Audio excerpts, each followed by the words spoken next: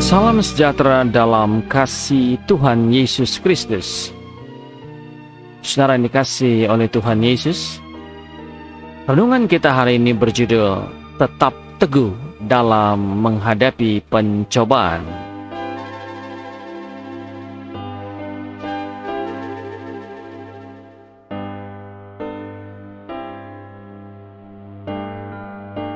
Mari kita renungkan dari Yakobus 1 ayat yang ke-13.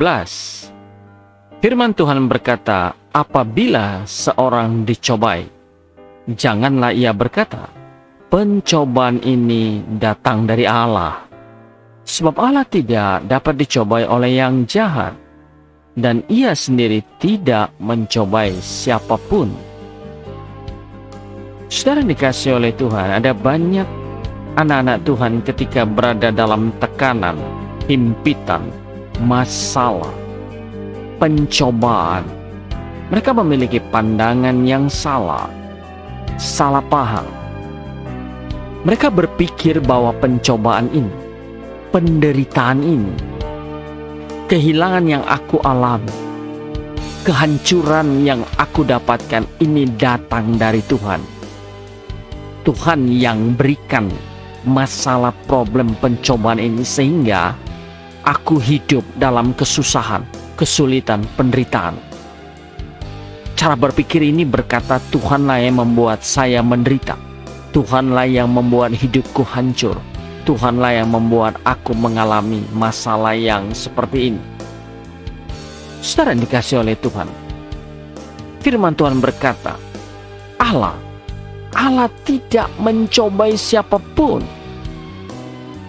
Dia bukan sebuah atau satu pribadi yang iseng, yang bermain-main dengan umat ciptaannya untuk tujuan mencobai. Tidak.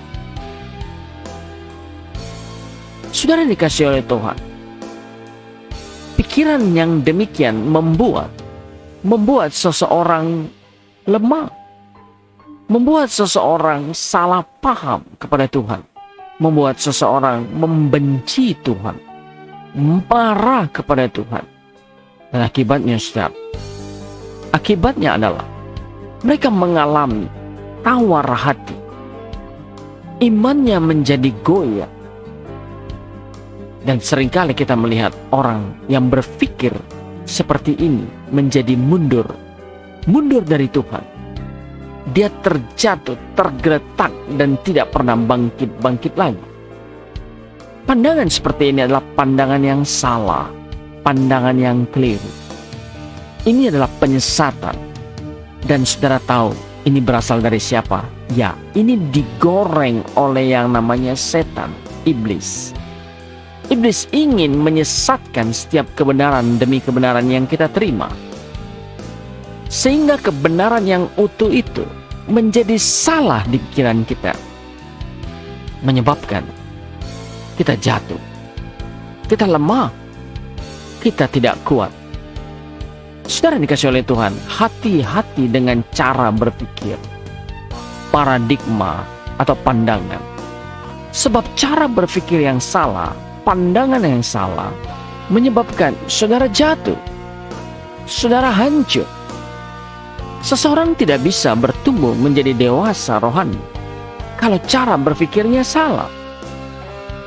Dia tidak akan bisa pikul salib Kristus, menderita bagi Kristus, hidup dalam kesucian, kekudusan, atau menjadi serupa seperti Kristus. Tidak bisa. Dengan cara pandang yang keliru, seseorang tidak akan bisa menjadi dewasa secara rohani. Yang terjadi, mereka akan kerdil. Oleh sebab itu saya mau katakan betapa jahatnya cara berpikir yang sesat, dan tentu itu berasal dari setan. Untuk itu saudara, tutup pikiran kita dari pikiran-pikiran setan. Buka pikiran kita dengan kebenaran. Allah tidak mencobaimu, Allah tidak iseng kepadamu, Allah tidak pernah berpikir jahat untuk kamu. Rancangannya sempurna. Dia ingin membawa saudara dan saya kepada kebenaran, kemuliaan, kemenangan, berkat-berkat abadi.